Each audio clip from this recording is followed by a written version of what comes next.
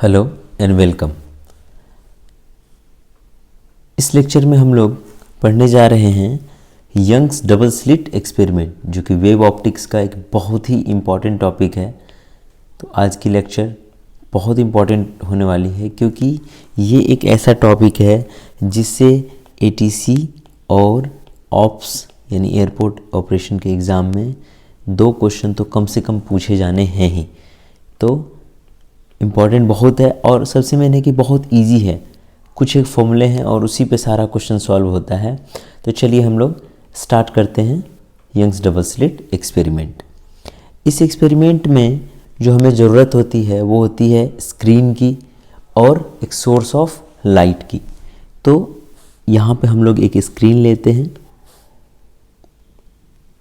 ये हमारा ये स्क्रीन है। इससे कुछ दूरी पे एक और स्क्रीन हम लोग लेते हैं और यहाँ पे हम लोग रखते हैं एक सोर्स ऑफ लाइट। ठीक है, ये है सोर्स ऑफ लाइट। यहाँ पे हम बनाते हैं 2 स्लिट। स्लिट इसलिए बनाते हैं ताकि एक ही सोर्स से लाइट इस स्लिट के अंदर इंटर करे और आगे जाके इंटरफेयर करे। रीज़न क्या है? ताकि एक ही सोर्स से अगर लाइट आएंगी और आगे जाके स्क्रीन पर इंटरफेयर करेंगी, दोनों का वेवलेंथ सेम होगा और वेवलेंथ सेम होगा तो दोनों हो जाएंगी कोहेरेंट। और हम लोगों ने पढ़ा है कि इंटरफेरेंस तभी होगा जब जो वेव्स आ रही हैं उनका सोर्स क्या हो, कोहेरेंट हो, यानी कि दोनों की फ्रीक्वेंसी बिल्कुल सेम होनी चाहिए, तभी हमारा इंटरफेरेंस होगा। और इंटरफेरेंस के बेसिस पे ही यंग्स डबल स्लिट एक्सपेरिमेंट पूरा बेस्ड है। तो इसीलिए हम लोग एक सोर्स ऑफ लाइट यहाँ पे लेते हैं, सोर्स ऑफ लाइट यहाँ पे, और इससे इल्यूमिनेट कराते हैं किसको? इस दोनों स्लिट को।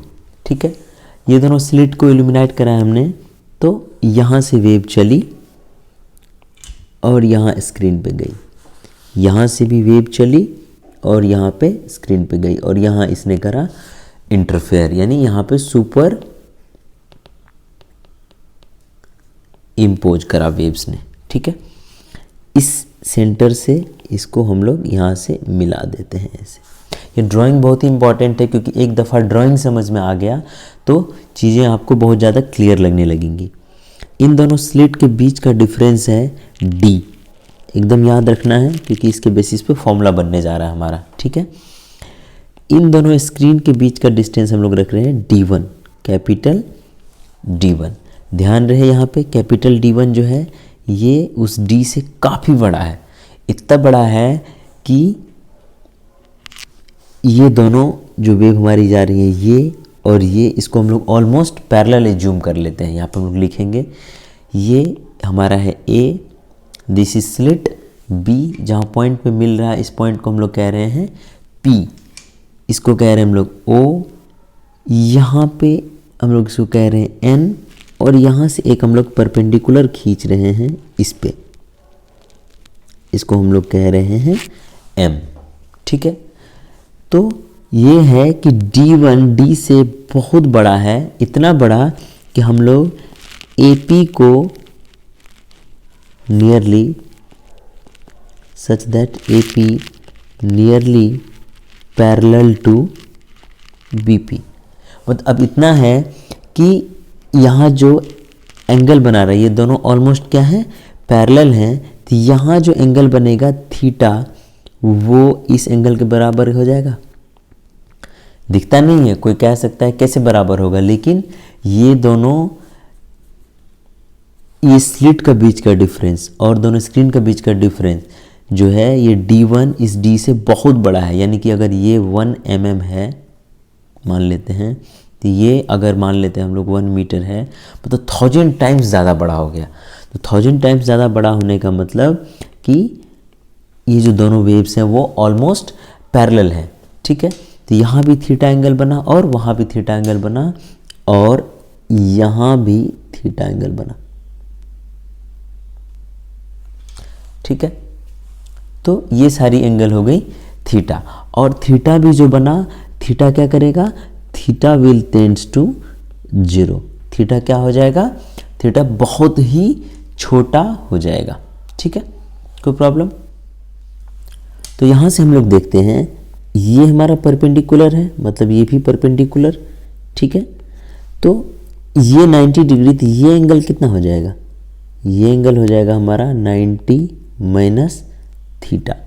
अगर ये हमारा 90 माइनस थीटा हो जाएगा तो इस ट्रायंगल में देख सकते हैं आप, ये कितना हो जाएगा हमारा? थीटा हो जाएगा, क्योंकि ये भी हमारा क्या है? पूरा 90 है, ठीक है। इसको मैं एक बढ़िया सा फिगर बना दूंगा, फिलहाल के लिए समझने के लिए इसको समझिए कि ये थीटा है, ये 90 है, तो ये 90 माइनस थीटा। अब इस ट्रायंगल में अगर देखेंगे हम लोग, इस वाले ट्रायंगल में देखेंगे हम लोग, तो ये कितना हो जाएगा? थीटा, क्योंकि ये 90 माइनस थीटा है और ये 90 है, तो ये निकल गया हमारा थीटा। तो इस फिगर में हमने समझा कि ये हमारा सोर्स ऑफ लाइट है, इसी को सोर्स ऑफ लाइट रखा और इससे दोनों स्लिट को एलिमिनेट करवाया। रीज़न क्या है एक ही सोर्स ऑफ लाइट से करवाने के लिए? क्योंकि यहाँ से जो वेव निकलेंगी, इन दोनों का फ्रीक्वेंसी क्या होगा? सेम होगा। एम्पलीट्यूड भी क्या रह जाएगा? सेम। इंटेंसिटी क्या? सेम। और फ्रीक्वेंसी सेम है तो ऑब्वियसली वेवलेंथ भी क्या हो जाएगा? सेम हो जाएगा। तो ये सब कुछ सेम का सेम रह जाएगा। ये जो डिस्टेंस है यहाँ से लेके यहाँ तक को, इसको बोलते हैं YN, इसको बोलेंगे हम लोग YN, ठीक है। P से लेके N तक का डिस्टेंस को हम लोग बोलेंगे YN, ठीक है।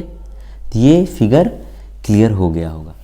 यहाँ पे हमारा फ्रेश फिगर है जिसको हमने थोड़ा समय दे के ड्रॉ करा है ताकि समझने में सबों को सही लगे। तो यहाँ मैं एक बार फिर से ज़रा सा तुरंत हाईलाइट डाल देता हूँ कि हमने क्या क्या यहाँ पर डिस्कस करी थी। ये हमारा सोर्स ऑफ लाइट है, ठीक है। यहाँ से हमने दोनों स्लिट को एलिमिनेट करवाया, यहाँ से हमारा वेव निकला, ये वेव यहाँ जाके सुपर इम्पोज करा, ठीक है। ये हमारा D1 है, ये डिस्टेंस हमारा D1 है, ये स्लिट के बीच का डिस्टेंस हमारा D है, ये डिस्टेंस YN है, और D1 हमारा D से काफ़ी बड़ा है, इतना बड़ा कि AP और BP दोनों नियरली पैरेलल हैं और थीटा टेंड्स टू 0। इस ट्रायंगल में हम लोग देखेंगे तो ये हमारा थीटा है, तो ये थीटा अगर हो गया तो ये कितना हो जाएगा? 90 माइनस थीटा, क्योंकि ये भी 90 है। अब इस बड़े वाले ट्रायंगल में देखेंगे तो ये हमारा 90, ये 90 माइनस थीटा, तो ये कितना हो जाएगा? थीटा हो जाएगा।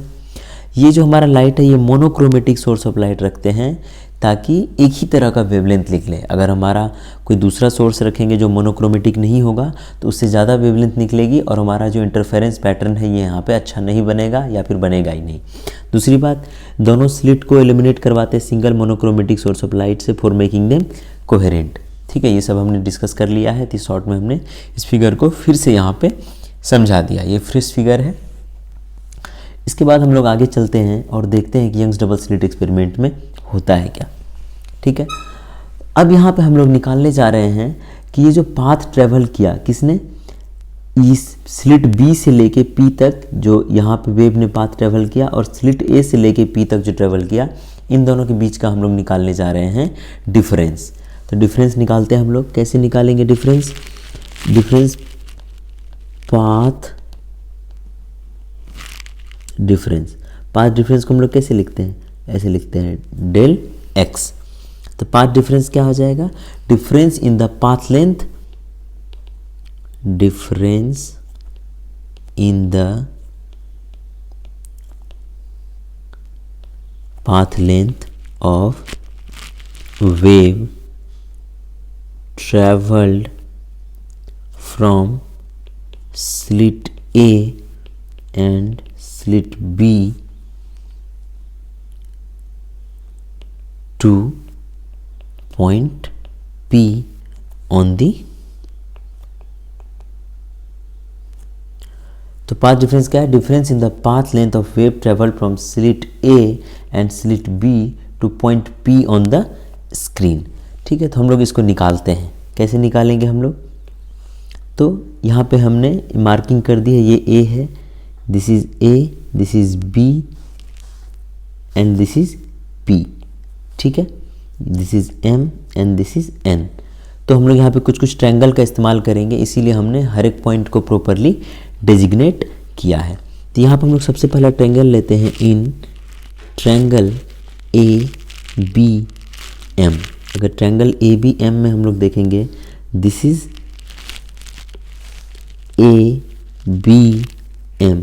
यहाँ पर हम लोग देखेंगे तो हम लोग लिख सकते हैं साइन थीटा इक्वल टू क्या होता है, परपेंडिकुलर बाय हाइपोटेन्यूज। तो परपेंडिकुलर हमारा क्या है, ये हमारा परपेंडिकुलर है बी एम डिवाइडेड बाय क्या हो जाएगा, ए बी। तो यहाँ पर हम लोग लिखते हैं sine theta equal to B M divided by A B. Sine theta हम लोग जानते हैं कि थीटा अगर टेंड करता है जीरो पे तो साइन थीटा का वैल्यू कितना हो जाता है, जीरो हो जाता है। तो यहाँ से हम लोग लिख सकते हैं theta equal to B M कितना हो जाएगा बताइए, बी एम यही तो हमारा पाथ डिफरेंस है बी एम। यहाँ देखिए ये ए पी और एम पी क्या हो जाएगा, दोनों इक्वल हो जाएगा, ए पी इक्वल टू क्या हो जाएगा, एम पी। तो ये बी एम हमारा क्या हो जाएगा, पाथ डिफरेंस होगा, ठीक है। तो पाथ डिफरेंस हमारा यहाँ से हम लोग लिख सकते हैं delta equal to B P minus A P. इसी को हम लोग लिख सकते हैं B P minus A P को हम लोग लिख सकते हैं एम पी। तो क्या हो जाएगा यहाँ से, पाथ डिफरेंस हमारा हो जाएगा बी एम। तो बी एम को हम लोग लिख देंगे पाथ डिफरेंस, और ए बी हमारा कितना है, ए बी कितना है, इसी को तो बोलते हैं डी, जो कि स्लिट के बीच का डिफरेंस है। यहाँ से हमारा एक इक्वेशन आ गया। यहीं पे एक और ट्रायंगल में हम लोग देखने जा रहे हैं, in triangle P O N, this is P, this is O and this is N. तो हम लोग ट्रायंगल पी ओ एन में देखने जाएंगे। आप ऊपर फिगर में देख सकते हैं टेन थीटा इक्वल टू क्या हो जाएगा P N by O N, P N by O N. This is P N, यहाँ से लेके यहाँ तक क्या हमारा पी एन है, and this is O N, यहाँ से ये लेंथ हमारा है ओ एन, ठीक है। तो P N by O N, P N को हम लोग कह सकते हैं वाई एन, और ओ एन है हमारा डी वन। टेन थीटा के केस में भी जानते हैं हम लोग थीटा टेंड्स टू जीरो, तो टेन थीटा इक्वल टू क्या हो जाएगा, थीटा। तो यहाँ से हम लोग लिख सकते हैं theta equal to Y N by D N, ठीक है, ठीक है। तो यहाँ पे क्या करते हैं, इस थीटा को उठा के हम लोग यहाँ पे रख देते हैं, ठीक है। तो हम लोग यहाँ पे अगर रख देंगे put theta equal to Y N by D N in equation number 1, तो क्या हो जाएगा Y N by D one equal to del X by D. तो यहाँ से हमारा पाथ डिफरेंस कितना निकल गया, पाथ डिफरेंस निकल गया यहाँ से हमारा D Y N by D one. ये हमारा क्या आ गया, पाथ डिफरेंस, ठीक है। अब यहीं से हमारा स्टार्ट होगा कि यहाँ से पाथ डिफरेंस किसके इक्वेट करेंगे तो क्या हो जाएगा। यहाँ पे दो केस हम लोग बनाते हैं। ये जो पाथ डिफरेंस है हमारा, ये path difference case 1 and case 2। ये पाथ डिफरेंस जो है हमारा डेल एक्स, अगर ये बराबर हो जाए किसके, एन लैम्डा, बराबर हो जाएगा किसके, एन लैम्डा, तो क्या होगा, हम लोग जानते हैं कि अगर पाथ लेंथ हमारा एन लैम्डा हो जाता है तो ये हो जाता है constructive interference. Constructive interference, constructive interference कहने का मतलब यहाँ पे हमारी होगी मैक्सिमम इंटेंसिटी। क्या होगी हमारे यहाँ पे, मैक्सिमम इंटेंसिटी। अब इस साइड अगर हम देखें, यहाँ पे अगर डेल एक्स यानी कि जो हमारा पाथ लेंथ है उसको हम कर दें 2n माइनस 1 लैम्डा बाय 2। हम लोगों ने पढ़ा हुआ था पहले ही कि अगर पाथ लेंथ हमारा 2n प्लस 1 लैम्डा बाय 2 होता है, ये क्या हो जाता है, डिस्ट्रक्टिव इंटरफेरेंस, डिस्ट्रक्टिव इंटरफेरेंस। यहाँ पर हमने एक छोटा सा चेंज किया है, उसका रीज़न बताऊंगा मैं आगे। ये देखिए 2n प्लस 1 कहने का मतलब क्या है, ऑड, 2n+1 कहने का मतलब क्या है, ऑड, यानी कि यहाँ पाथ लेंथ क्या होना चाहिए, ऑड मल्टीपल ऑफ λ/2। तो यहाँ भी हमने क्या रखा, 2n-1 भी क्या हो जाता है, ऑड ही होता है। तो ये भी क्या है हमारा, ऑड मल्टीपल ऑफ λ/2। हमने कुछ रीजन से यहाँ पे 2n+1 को 2n-1 में कर दिया है, वो आगे हम लोग बढ़ेंगे तो वहाँ मैं आपको बताऊँगा कि हमने इसको 2n+1 से बदल के 2n-1 में क्यों कर दिया। जो हमारा बेसिक एसेंस है कि ऑड मल्टीपल ऑफ λ/2, यहाँ भी ऑड मल्टीपल ऑफ λ/2 ही है। हमारा जो बेसिक इसका जो एसेंस है वो ख़त्म नहीं होता है इस छोटी सी बात से, ठीक है। तो डेल एक्स हमारा कितना हो गया, ऑड मल्टीपल ऑफ λ/2। तो इससे क्या हो जाएगा, इससे हो जाएगा destructive interference. Destructive interference, destructive interference कहने का मतलब क्या, मिनिमम इंटेंसिटी। Minimum intensity. तो अगर हमारा पाथ लेंथ n λ होगा तो कंस्ट्रक्टिव इंटरफेरेंस यानी मैक्सिमम इंटेंसिटी, अगर पाथ लेंथ हमारा 2n-1 λ/2 होगा तो डिस्ट्रक्टिव इंटरफेरेंस और मिनिमम इंटेंसिटी। अब यहाँ पे हम देखते हैं कि डेल एक्स हमारा है कितना, dyn/d1। ये किसके बराबर हो गया हमारा, n λ। ये हमारा जो n है, n कहने का मतलब क्या है, जो yn है ये हमारा है distance of nth maxima from n। जो n पॉइंट हमने माना है वहाँ से nth मैक्सिमा का डिस्टेंस है। यहाँ पर अगर हम लोग देखेंगे dyn/d1 इक्वल टू 2n-1 λ/2। यहाँ भी yn क्या है, yn है distance of nth minima from n, ठीक है। तो यहाँ देखा हमने कि सोर्स से लाइट आई, ठीक है, लाइट स्लिट होके गुजरी, उसने स्क्रीन पे जाके सुपर इम्पोज किया, सुपर इम्पोजिशन की वजह से इंटरफेरेंस हुई, इंटरफेरेंस की वजह से ही यहाँ पे एक जगह मैक्सिमम इंटेंसिटी आ रही है और दूसरी जगह मिनिमम इंटेंसिटी आ रही है। तो इस मैक्सिमम और मिनिमम इंटेंसिटी की वजह से होता क्या है, due to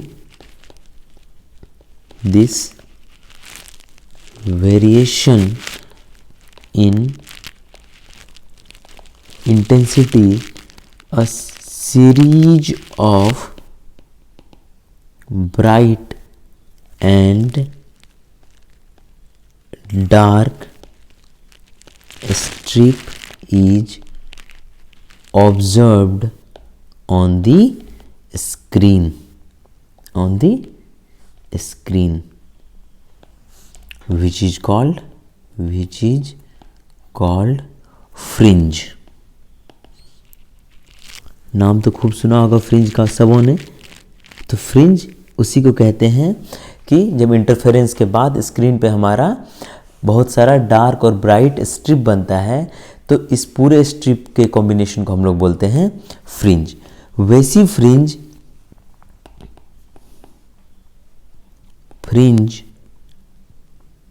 having maximum intensity.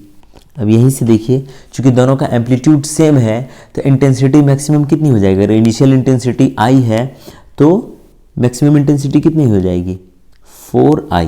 Having maximum intensity 4i are called bright fringe. However, fringe having minimum intensity, minimum कितनी हो जाएगी, क्योंकि एम्पलीट्यूड सेम है तो मिनिमम एम्पलीट्यूड 0 तो इंटेंसिटी भी 0, तो आर कॉल्ड डार्क फ्रिंज।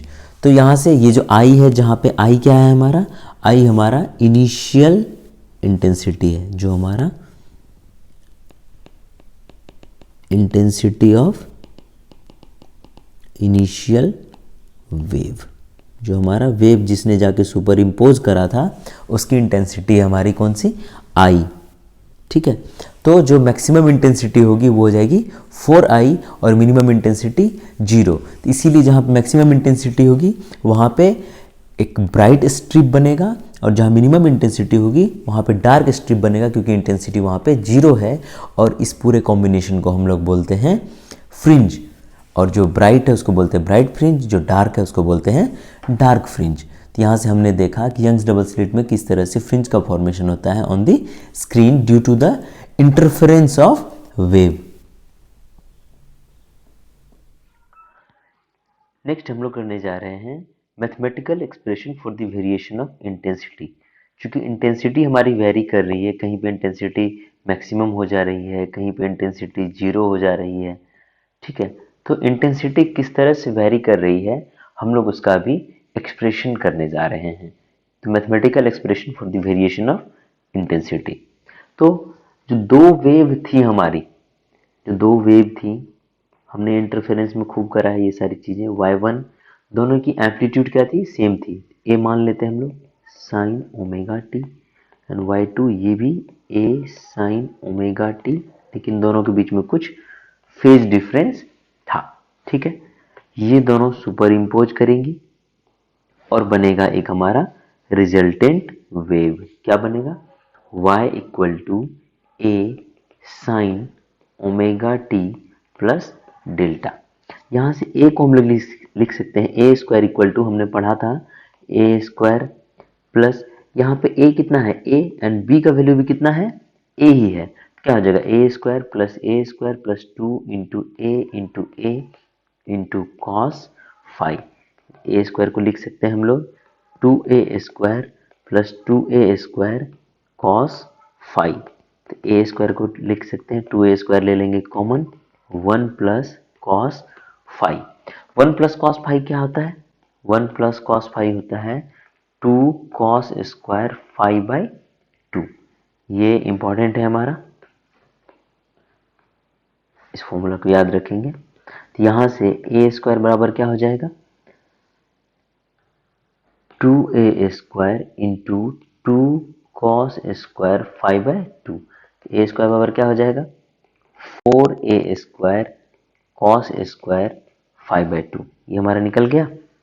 जो रिजल्टेंट a है हमारा, उसका एक्सप्रेशन हमारा कुछ ये हो जाएगा। ठीक है, अब यहाँ से हम लोग देखते हैं, अगर इन दोनों वेव का हम लोग यहाँ से देखें कि इंटेंसिटी क्या होगी, I1 इक्वल टू क्या हो जाएगा, ka square, and I2 equal to क्या हो जाएगा, ka स्क्वायर। यहाँ से क्या देखा हमने कि I1 इक्वल टू I2, इसको मान लेते हैं हम लोग I। ठीक है, यहाँ से हम लोग लिख सकते हैं I इक्वल टू क्या हो जाएगा, यहाँ से इसको I डैश मान लेते हैं ka स्क्वायर, यानी कि I डैश इक्वल टू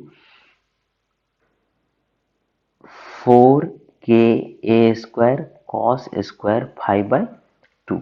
यहाँ से I डैश क्या हो जाएगा, 4ka स्क्वायर क्या हो जाएगा, ka स्क्वायर हमारा कितना बराबर है, I के बराबर है। तो यहाँ से लिख सकते हैं 4i कॉस स्क्वायर 5/2। तो ये हमारा आ गया इंटेंसिटी का इक्वेशन। तो हम लोग डायरेक्टली इंटेंसिटी निकाल सकते हैं। ये दोनों इक्वेशन बहुत ही इंपॉर्टेंट है, इसको याद रखना है।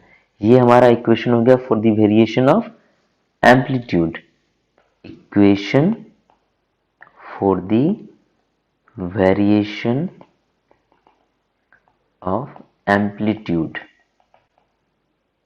जबकि ये क्या है, equation for the variation of intensity. ठीक है, तो इस दोनों इक्वेशन से भी अगर हम लोग देखना चाहें तो यहाँ से भी हम लोग कंक्लूड कर सकते हैं। हम लोगों ने पहले भी ये रिजल्ट देखा था, वी कैन कंक्लूड कि हमारा A and I will be maximum if cos square 5/2 equal to क्या हो जाएगा, 1, यानी कॉस स्क्वायर 5/2 क्या हो जाएगा, सॉरी, cos 5/2 क्या हो जाएगा, प्लस माइनस 1, यानी कि cos 5/2 प्लस माइनस 1 होने का मतलब 5/2 क्या होना चाहिए, 5/2 होना चाहिए 0, पाई, 2 पाई, 3 पाई एंड सो ऑन। यहाँ से भी देख सकते हैं हम लोग, फाई कितना हो जाएगा, 0, 2 pi, 4 pi, sorry 6 pi and so on. यहाँ से फाई क्या हो जाएगा, फाई हो जाएगा 2n पाई। तो यहाँ से भी हम लोग देख सकते हैं a and I will be maximum कितना, a कितना हो जाएगा, यहाँ से अगर हम लोग a देखना चाहें तो a हो जाएगा कितना, a square equal to 4a square, तो a कितना हो जाएगा 2a, डायरेक्टली इंटेंसिटी हमारी जुड़ जाएगी, एंड I कितना हो जाएगा 4I। ठीक है, कब, if phi equal to 2n pi, अगर फाई 2n पाई है तो डेल एक्स क्या हो जाएगा, n लेमडा हो जाएगा, एंड ये रिजल्ट हो जाएगा हमारे लिए इंपॉर्टेंट। ठीक है, यहीं से एक चीज और कंक्लूड कर सकते हैं हम लोग, ए and I will B minimum if cos square 5/2 कितना हो जाएगा 0। यहाँ -1 नहीं हो सकता क्योंकि cos स्क्वायर 5/2 है, तो ये स्क्वायर है तो इसकी मिनिमम वैल्यू क्या होगी, 0 होगी। तो cos स्क्वायर 5/2 इक्वल टू 0, तो 5/2 इक्वल टू क्या हो जाएगा, π/2, 3 π/2, 5 π/2 एंड सो ऑन। तो 5 कितना हो जाएगा, यहाँ से 5 हो जाएगा पाई, 3 पाई, 5 पाई एंड सो ऑन। तो 5 कितना हो जाएगा यहाँ से 2n -1, हम लोगों ने डिस्कस करा था यहाँ से कि -1 क्यों ले रहे हैं, पाई। ठीक है, तो यहाँ पे a मिनिमम क्या आ जाएगा 0 और I मिनिमम क्या आ जाएगा 0, कब, if phi equal to 2n-1 pi. तो यहाँ से डिलक्स क्या हो जाएगा, डिलक्स हो जाएगा 2n-1 लैम्डा बाई 2, और ये हो जाएगा हमारा एक इम्पॉर्टेंट रिजल्ट। ठीक है, तो ये दोनों चीजें हो गई। अब हम लोग आगे बढ़ते हैं और इस टॉपिक का आखिरी एक चीज करते हैं, डेरिवेशन, जिसको बोलते हैं हम लोग fringe width. Fringe width, FRINGE, fringe width. Fringe width होता है कि the distance between any two consecutive bright और डार्क फ्रिंज। बहुत लोग बोलते हैं कि ब्राइट फ्रिंज के बीच में फ्रिंज विड्थ निकलता है, नहीं, ब्राइट के बीच में भी अगर दो कंजिक्यूटिव के बीच का डिस्टेंस ले लेंगे तो हमारा फ्रिंज विड्थ आएगा, और दो डार्क कंजिक्यूटिव के बीच में भी लेंगे तो भी हमारा फ्रिंज विड्थ आएगा। हम लोग दोनों बारी बारी से देख लेते हैं। हम लोग पहले बात करते हैं ब्राइट फ्रिंज। तो ब्राइट फ्रिंज में हम लोग जानते हैं कि हमारा yn क्या होता है, yn क्या है, distance of nth maxima, yn equal to n lambda d1 by d। ये क्या हमारा nth मैक्सिमा है, this is nth maxima from central maxima. अब यहाँ पे एक नया टर्म आ गया, सेंट्रल मैक्सिमा। तो सेंट्रल मैक्सिमा क्या होता है, सेंट्रल मैक्सिमा हम लोग यही समझते हैं। सेंट्रल मैक्सिमा अगर समझेंगे हम लोग, तो ये हमारा स्लिट था इस तरह से बना हुआ, और ये हमारा स्क्रीन था। ठीक है, यहाँ से लाइट गुजरती थी। अब देखिए, ये सोर्स के सामने सामने जो स्क्रीन पे पॉइंट है, अगर वेव यहाँ ट्रेवल की और वेव यहाँ ट्रेवल की, तो यहाँ पे ए था, ये भी, ये क्या था, बी था, और जो पी पे इंटरफेयर कर रही थी, पी शिफ्ट करके कहाँ आ गया, यहाँ पे, यहाँ। तो यहाँ पे अगर A P minus B P करेंगे, यही तो हमारा था डेल एक्स, ये कितना हो गया 0 हो गया। और जीरो क्या होता है, n इंटू लैम्डा होता है कि नहीं, कैसे, जीरो इंटू लैम्डा। तो ये हमारा क्या हो जाएगा, ये हमारा मैक्सिमा हो जाएगा। और चूंकि ये मैक्सिमा सेंटर पे है, इसीलिए इस मैक्सिमा को हम लोग बोलते हैं सेंट्रल मैक्सिमा, सेंट्रल मैक्सिमा। ठीक है, तो इसीलिए हमने यहाँ पे बचा के रखा था इसको, ताकि जब यहाँ पे आए बात तो यहीं पे इसको डिस्कस करूं एक छोटा सा फिगर बना के। ठीक है, ठीक है। तो यहां से देखते हैं हम लोग nth मैक्सिमा ये सेंट्रल मैक्सिमा से है। अब एक क्या करते हैं हम लोग, वाई एन प्लस वन यानी एन प्लस वनथ मैक्सिमा निकालते हैं। कैसे निकलेगा, N plus one lambda D one by D. अब ये चूंकि ये दोनों क्या है, कॉन्जिक्यूटिव मैक्सिमा है, ये क्या है, N plus oneth maxima from central maxima. अब दोनों के बीच का डिफरेंस अगर निकाल देंगे, वाई एन प्लस वन और ये वाई एन को घटा देंगे तो क्या हो जाएगा, N plus one lambda d one by d minus n lambda d one by d. इन दोनों का जो सब्ट्रैक्शन होता है इसको बोलते हैं हम लोग फ्रिंज विड्थ, और इसको डिनोट करते हैं हम लोग बीटा से। तो बीटा इक्वल टू क्या हो जाएगा, lambda D one by D ले लेंगे कॉमन, तो अंदर क्या बच जाएगा, N plus one minus N, N से एन क्या हो जाएगा, कैंसिल। तो हमारा फ्रिंज विड्थ आ जाएगा कितना, lambda D one by D. And this is the most important thing in Young's double slit experiment. इसमें आपको जितना भी स्टार मार्क करना है आप कर सकते हैं, ये बहुत ही ज़्यादा इंपॉर्टेंट चीज़ है। ठीक है, अब हम लोग डार्क फ्रिंज के केस में भी देख लेते हैं। डार्क फ्रिंज के केस में, तो डार्क फ्रिंज के केस में याद करिए वाई एन क्या था, वाई एन था two N minus one lambda D one by two D. ये क्या था डार्क फ्रिंज के केस में, यहाँ पे हम लोग देख सकते हैं कहाँ पे किया था हमने, यहाँ पे, यहाँ से हम लोग देख सकते हैं कि वाई एन का वैल्यू क्या आएगा। तो y n equal to two N minus one lambda D one by two d. तो वाई एन प्लस वन क्या हो जाएगा, two N plus one minus one lambda D one by two d.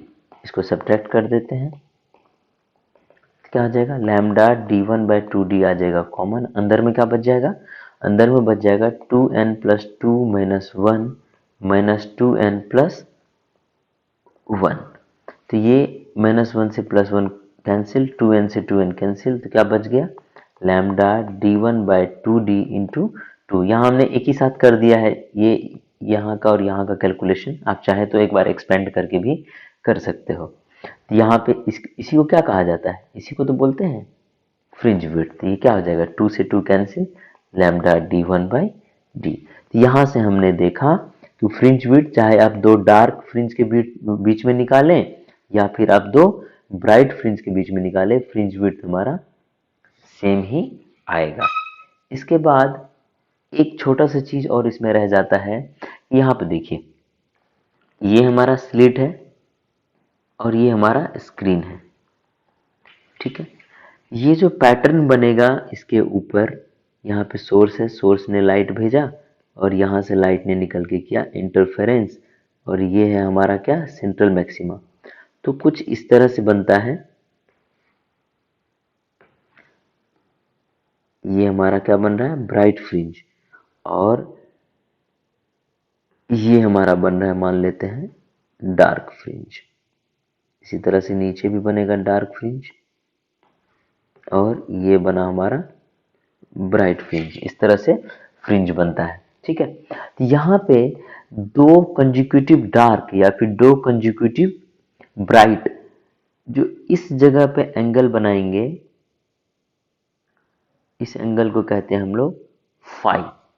तो phi एक angle होता है जिसको हम लोग बोलते हैं angular separation of fringe, angular separation of fringe. ये क्या होता है? ये होता है angle made at the centre of line joining the two slits by two consecutive bright और डार्क फ्रिंज। इसको क्या बोलते हैं हम लोग? Angular separation of fringe, angular separation of fringe. ठीक है, ये फॉर्मूला डिफिनेशन हमारे लिए इंपॉर्टेंट है। ठीक, तो ये क्या हो जाएगा? हम लोग फाई को लिखेंगे, ये देखिए ये हमारा क्या है? फ्रिंज विड्थ है, इसको क्या बोलते हैं हम लोग? बीटा। तो और ये डिस्टेंस हमारा क्या है? d1 है। ठीक है, तो फाई हो जाता है बीटा बाई d1। फाई क्या हो जाएगा? This divided by this. चूंकि हम लोगों ने जाना है कि ये हमारा बहुत ही छोटा है, तो ये क्या हो जाएगा? ऑलमोस्ट d के बराबर हो जाएगा। तो फाई इक्वल टू बीटा क्या होता है हमारा? Lambda d1 by d into d1। तो d1 से d1 क्या आ जाएगा? Cancel. Phi equal to lambda by d। और ये रिलेशन हमारा बहुत ही ज़्यादा इंपॉर्टेंट है। इसमें भी आप चाहे जितना दिल करे आप स्टार मार्क कर लो, ये उतना ज़्यादा इंपॉर्टेंट चीज़ है। ठीक है, बहुत ही ज़्यादा इंपॉर्टेंट है। तो दो फॉर्मूला हमारा, एक तो ये फ्रिंज विड्थ का और दूसरा फॉर्मूला हमारा एंगुलर सेपरेशन ऑफ फ्रिंज का। ये दोनों बहुत इंपॉर्टेंट है और मैक्सिमम क्वेश्चन यही दोनों फॉर्मूला की मदद से सॉल्व होते हैं। सिर्फ यंग डबल स्लिट एक्सपेरिमेंट में ही नहीं, जब हम लोग डिफ्रैक्शन में जाएंगे तो वहाँ भी देखेंगे इस फॉर्मूले की बहुत ज़्यादा इस्तेमाल होती है वहाँ भी। ठीक है, तो दोनों को मेमोराइज करना बहुत बड़ा फॉर्मूला है भी नहीं। तो यहाँ तक था हमारा यंग डबल स्लिट एक्सपेरिमेंट, जो कि हमने कर लिया। थोड़ा सा लंबा लेक्चर है क्योंकि इम्पॉर्टेंट टॉपिक है, इसको शॉर्टकट में नहीं निपटा सकते थे। और इससे क्वेश्चन श्योर शॉर्ट कम से कम 2 क्वेश्चन तो पूछे ही जाएंगे, ज़्यादा भी पूछे जा सकते हैं लेकिन 2 क्वेश्चन श्योरली पूछे ही जाएंगे।